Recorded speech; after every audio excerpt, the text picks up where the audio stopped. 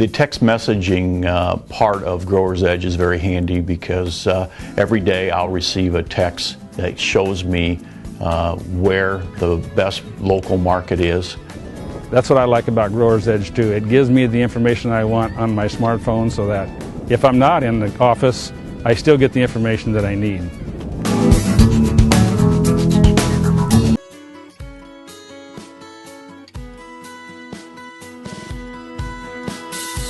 Good afternoon, welcome to GrainTV. My name's Cody Bills. Today is Tuesday the 19th. We had the market moving lower here today. Let's turn over to the Grain Hedge trading platform to see where we closed off the day.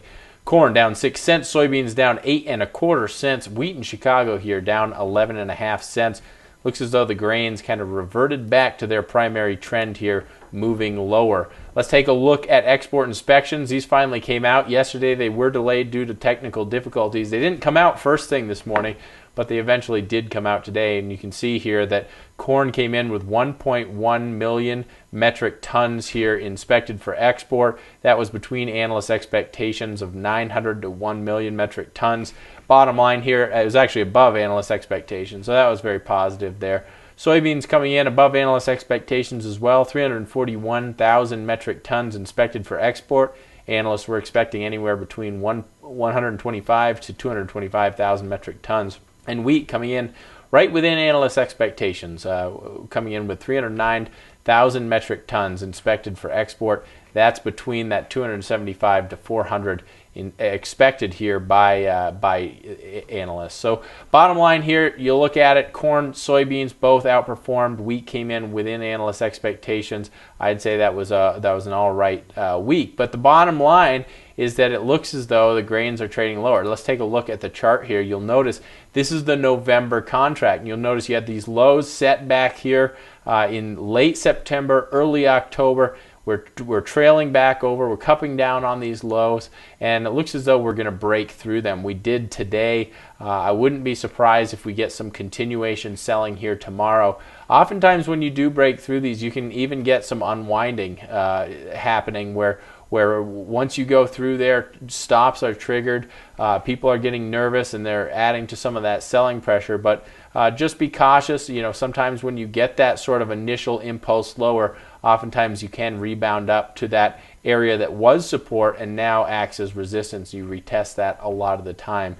But like I said, I wouldn't be surprised tomorrow if we do see some continuation selling. So be cautious out there. It may not be a bad time to get a little bit of protection now that we've broken through this critical support level for this November soybean contract. When you look at the wheat contract, you'll notice that we're up there right around the 100-day moving average. Yesterday, we made a run at it, got up above it for a good part of the day, but ended up closing right at that 100-day moving average. Today, we ended up selling off from it. So it's going to be interesting to see. I think one of the big things that we need to keep in the back of our mind is that this primarily was a short covering rally last week that brought us up to these levels. Now we're sitting near this 100-day moving average. It is very possible that we could continue to consolidate around this price level and around the 100-day moving average and then break up past it for another leg of short covering. But when you look at the fundamentals here for wheat, I am concerned. I don't necessarily think we have enough fundamentally to go on to turn this into a bullish scenario. So if you do think there's another leg higher here in the wheat market, you might want to consider some sort of a call strategy if you're kind of in the camp that I am, which is you could see a little bit higher short covering, but this is really more of a selling opportunity, a pricing opportunity for producers than anything. Then you may want to consider possibly a put strategy or a combination of puts and calls. You can call the office if you're interested in learning about more what I'm talking about. The number is 877-472-4607. I look forward to speaking with you. If you have any questions about what we talked about today, please give the office a call. Otherwise, take a demo of the trading platform. See what it's like to have live quotes there on your desktop, in the palm of your hand when you're out and about and outside of the office. So it is a great marketing tool over here at Grain Hedge, and we look forward to sharing and teaching you how to use it in this year's marketing plan. Thanks a lot for tuning in. We'll see you here on Wednesday.